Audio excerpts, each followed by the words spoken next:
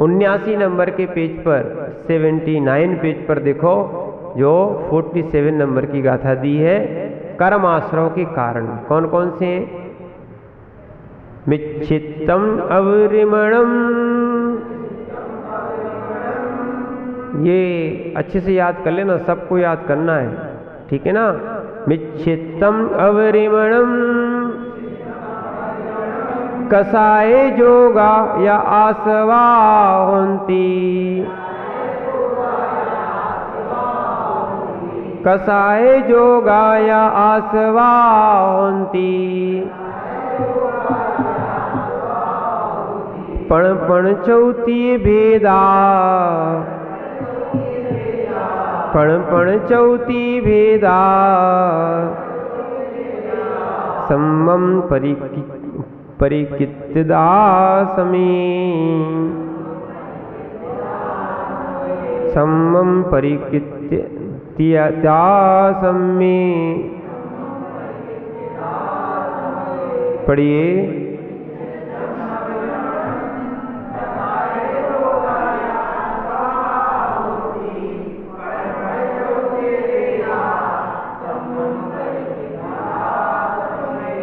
आश्रव के कारण कौन कौन से हैं? आश्रव दो प्रकार का होता है, पुण्याश्रव और पापाश्रव। और आचार्य उमा स्वामी जी ने भी लिखा है, शुभा पुण्यस्य शुभा पापस्य। शुभा पुण्यस्य, शुभ से पुण्याश्रव होता है, अशुभ से पापाश्रव होता है, ठीक है ना। शुभ भाव बनाओगे तो पुण्याश्रव और अशुभ भाव बनाओगे तो पापाश्रव।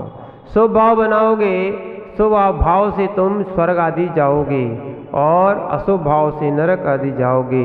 शुभ अशुभ से रहित होगे तब शुद्ध भाव को प्राप्त होगे, तब मोक्ष मिलेगा। शुभ भाव में भी मोक्ष नहीं है। क्या नहीं है? अभी आप शुभ भाव पंच परमेष्ठी की जो आराधना कर रहे हो और व्यवहार से निर्गंथ भी जो साधनाएं कर रहे हैं, ये सब शुभ भाव है। बाहर से दिख रहा है कि सामयिक कर रहे हैं, क्रिया कर रहे हैं, अगर शुभ क्रियाएं भी कर रहे हैं तो ये शुभ भाव शुभ आश्रव कराएगा। पर ध्यान रखना, शुद्ध भाव ही मोक्ष दिलाता है। पर इन पूजाओं पुजारियों के लिए, सम्यक दृष्टियों के लिए, रत्नात्रयों के लिए कहा गया है कि भैया ये तुम्हारा शुभ आश्रव भी परंपरा से मोक्ष का कारण बनेगा। क्या बनेगा? अभी परमेष्ठी की आराधना करो, फिर निज की भी आराधना करना। किसका? जिन देव से निज देव तक पहुंचने का प्रयास करो, पुरुषार्थ करो। जिन देव निज देव का कथन करते हैं, इसलिए आचार्य कुंद कुंद स्वामी ने प्रवचन सारजी में लिखा है, जो जान दी अरहंतम दव्वत गुणत पज्जते हिम, सो जान दी अपाड़म मोहम तस् खलु लहो, ऐसा पद आया है। तो मोहम जादी तसु खुद लहो। तो जो जान दी अरहंतम, जो अरहंत भगवान को शुद्ध द्रव्य, शुद्ध गुण, शुद्ध पर्याय से जानता है, सो जान दी अपाड़म, वो अपने आप को भी जानता है। किसको जानता है? जैसा वेदी में भगवान का स्वरूप विराजमान है, समूसरण आदि में भगवान का स्वरूप विराजमान है, सिद्धालय में सिद्ध भगवान का स्वरूप विराजमान है, वैसा भी अपना है। और यही आत्मा भगवान बनती है। ये जैन दर्शन की सबसे बड़ी बात है जो आपको अन्य दर्शनों में नहीं मिलेगी। ये आत्मा भगवान बनती है, ठीक है ना। इस भगवान बनने वाली आत्मा को क्यों पाप में लगाए हो? और उस पाप के कारण दिए। सबसे पहला कौन सा कारण है? यद्यपि ये 5 कारण थे, कुंद कुंद स्वामी ने 4 कारण बताए, पर उमा स्वामी ने 5 कारण बताए। एक कारण बड़ा इसलिए दिया, एक महाराज ने उसी में समाहित कर दिया और एक महाराज ने और डिटेल कर दी, उसको थोड़ा समझाने के लिए 5 कारण बता दिए। मिथ्यात, आवृत्ति, प्रमाद, कसाय, योग। और यहाँ पर बताया मिथ्यात, आवृत्ति, कसाय, योग, ये 4 कारण बताए। ठीक है, इनकी गिनती बताई। पण चौतीय भेदा क्या है? मिथ्यात कितने प्रकार का है? 5 प्रकार का। आगे इसमें गाथा में आने वाला है मिथ्यात्व क्या है, 5 प्रकार का यहाँ पर बताया जाएगा। और अवृत्ति भी 5 प्रकार की है। व्रत नहीं लेना, अव्रत रहना, ये आश्रव करा रहा है। कल आप बोल रहे थे ना, आश्रव ठीक करना हो तो आश्रव ठीक करना है ना, तो आपको व्रती बनना चाहिए, अव्रती नहीं होना चाहिए। जो व्रती नहीं बन रहे हैं उनका पाप का आश्रव चल रहा है। सुन लो अच्छे से।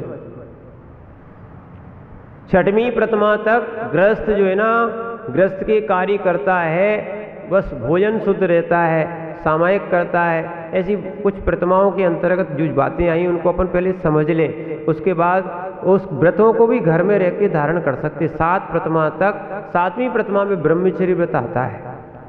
किसमें आता है? व्रत अलग है और प्रतिमा वाला व्रत अलग है, ठीक है ना। ब्रह्मचर्य भी रह सकते हो, ब्रह्मचर्य प्रतिमा तक व्यापार वगैरह सब कर सकते हो। क्या है, ऐसा नहीं मानना कि आप लोग व्यापार कर रहे हो, पहले के लोग भी करते थे, ठीक है ना। पर अभी भी ऐसे कुछ श्रावक हैं, क्या है, एक छावड़ा जी का नाम आता है जो इंदौर में है, विचार करना, जिनने जीव कांड और कर्म कांड के लिए अच्छी व्यवस्थित व्याख्याएं भी कर दी हैं। छोटी सी उम्र है, विदेश में नौकरी थी, छोड़ के आ गए उन्होंने, वो सब छोड़ के आ गए, धर्म ध्यान कर रहे हैं। कैसे कैसे जीव हैं।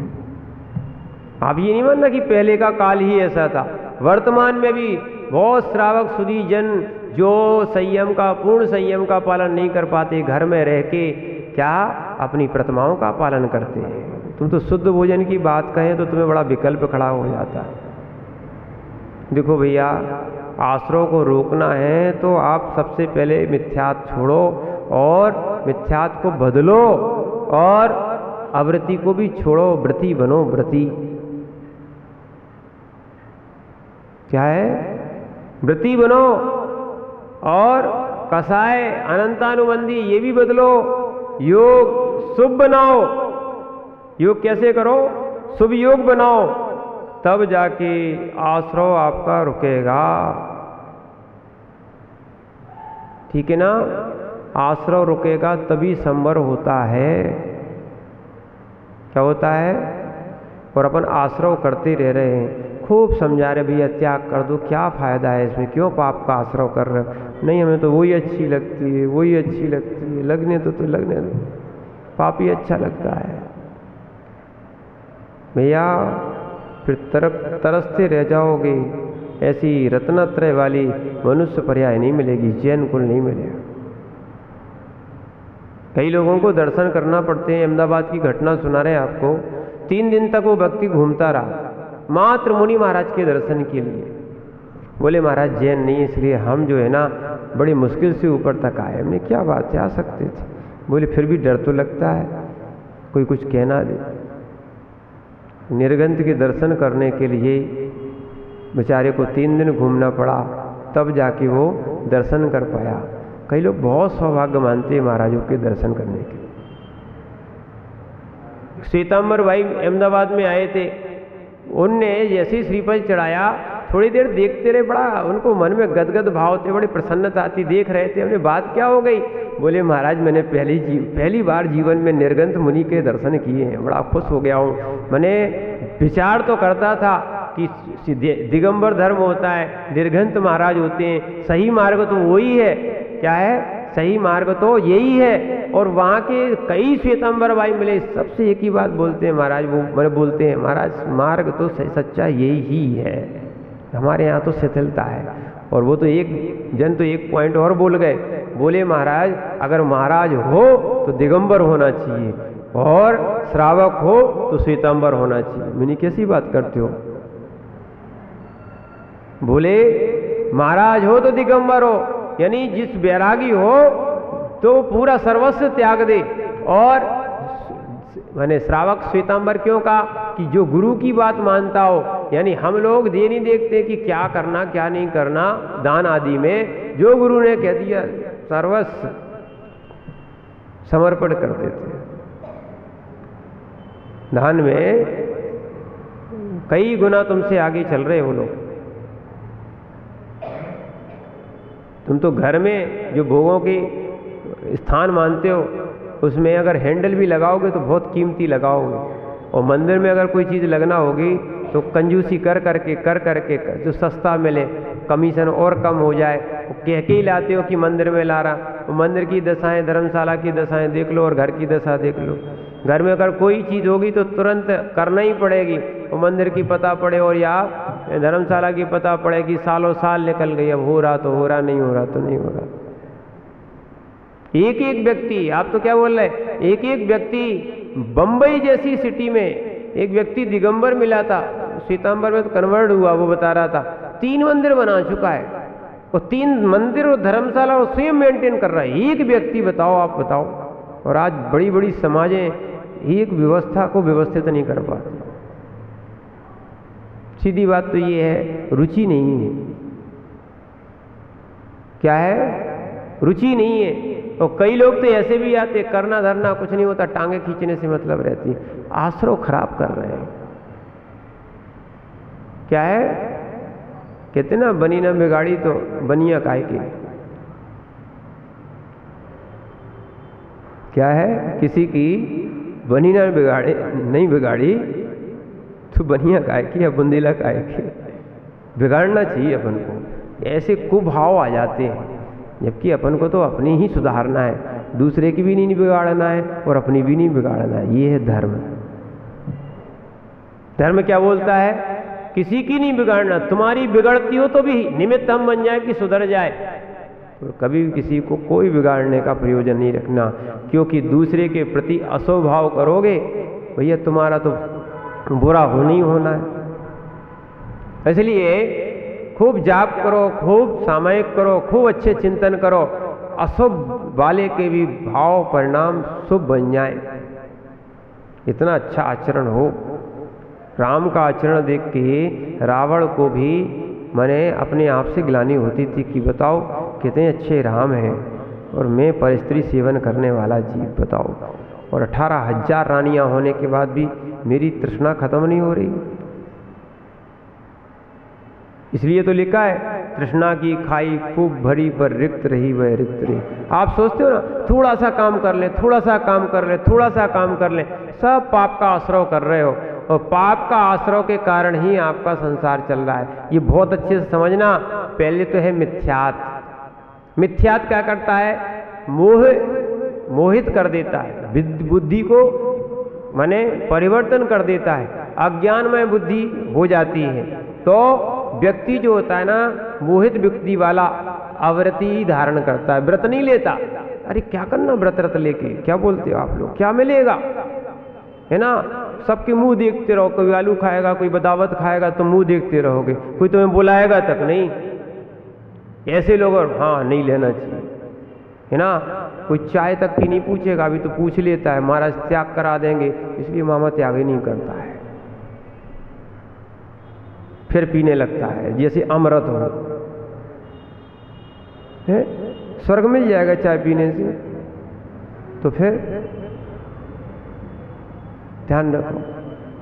है? अच्छा, वो कहने हैं कबाड़ी बनना है तो चाय तो पीना ही पड़ेगी। शुल्लक जी अच्छी अच्छी बातें करते हैं, गुजरात के हैं ना, इसलिए मीठी मीठी बातें बोलते हैं, क्योंकि मीठा खाते तो मीठा भी बोलते हैं ना। तो जब करना है, ऐसे संसार में रहने वाले जीव अव्रती रहेंगे। ध्यान रखना, ये आपका आश्रय चला रहा है, और आश्रय ही संसार में रोके है, बंद कराएगा। वैसे ही जैसा आश्रय होगा वैसा बंद होगा, ठीक है ना? तो मिथ्यात ने आपकी मति को मोहित कर दिया है, और आजकल की जो श्रीमती तो मिथ्यात से मोहित हैं, शुद्ध ना खाती है, ना बनाती है, ना खिलाती है ना? विचार करो ना, ऐसी ऐसी मति, रजत कैसी कैसी तुम्हारी मति आ गई, श्रीमती आ गई, है ना, कि मति खराब करो गई। अब तो कम से कम प्रतिमा लो, अब तो शुद्ध आचरण कर सकते हो। अरे सब व्यवस्थाएं, घर में चक्की है, बोरिंग है, अब चाहिए क्या है? दूध तुम शुद्ध लाते ही हो, सब व्यवस्थाएं हो सकती हैं। और अभी से संस्कार बना लोगे, आगे तुम्हारी संतानें, तुम्हारा कर्म सब सही हो जाएगा। अन्यथा फिर तुम खूब कहोगे कि महाराज बच्चे ऐसे हैं वैसे।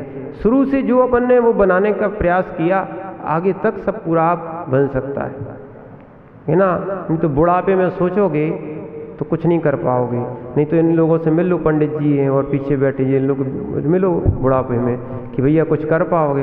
बोले अब तो रोते हैं कि महाराज चाहते हुए भी नहीं कर पा रहे, चाहते हुए भी। नहीं तो नवीन जी से मिल लेना, दूध वाले हैं ये तो। क्या है, चाहते हुए भी नहीं कर पाओगे। और दृढ़ संकल्प एक बार किया, कर्म का आश्रय रुकेगा। सबसे बड़ी बात, अभी से कितना प्रति क्षण आश्रय होता है, असंख्यात गुण श्रेणी कर्म का आश्रय चल रहा, बंद चल रहा है, और इतनी निर्जरा चल रही है। फिर भी 1.5 गुण हानि सत्ता में रहता है। सत्व कर्म 1.5 गुण रहता है, अपने पास बना रहता है। और इसका कारण है अपन तो सब आश्रय कौन सा अशुभ अशुभ कर रहे हैं। एक तो मिथ्यात्व है जो अपन को बुद्धि खोटे किए हुए। 5 कारण है, अच्छे समझना। ये कौन कौन से? मिथ्यात्व जो है आपकी सबसे पहले बुद्धि खोटी है, कर देता है, मोहित कर देता ना। मोहिन समृतम ज्ञानम स्वभावम लभते नहीं। मोह से ढका हुआ ज्ञान स्वभाव को प्राप्त नहीं होता। ठीक है ना। तो आचार्य पूज्यपाद समझा रहे हैं इष्टोपदेश में कि ज्ञानियों जागो, मोह ने आपके ज्ञान को ढक लिया है, स्वभाव को प्राप्त नहीं हो पा रहा है। ठीक है ना। इसीलिए मिथ्यात अवृत्ति से अशुभ आश्रय हो रहा है। विचार करना, जो निर्गंध हैं, व्रती हैं, असंख्यात गुण श्रेणी निर्जरा हो रही। हम लोगों ने इतनी बात सुनी थी आचार्य श्री की कि बताओ कि ब्रह्मचारी है ही, शुद्ध भोजन करते ही है, तो क्यों ना क्यों प्रतिमा ले चढ़ा दिया। एक अवृत्ति की अपेक्षा व्रती की असंख्यात गुण श्रेणी निर्जरा होती है। आश्रय भी शुभ आश्रय होने लगता है। क्या है, आप रोज आहार करो। नहीं, मुनिराज रोज आहार करे, व्रती रोज भोजन करे, शुद्ध भोजन करे, और अव्रती रोज उपवास करे। जितनी निर्जरा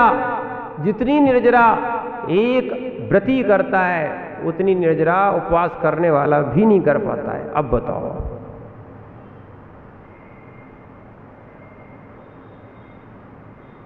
क्योंकि तुम्हारा 5 पापों का त्याग नहीं है, और इनकी सारी क्रियाएं व्रती रूप चल रही हैं।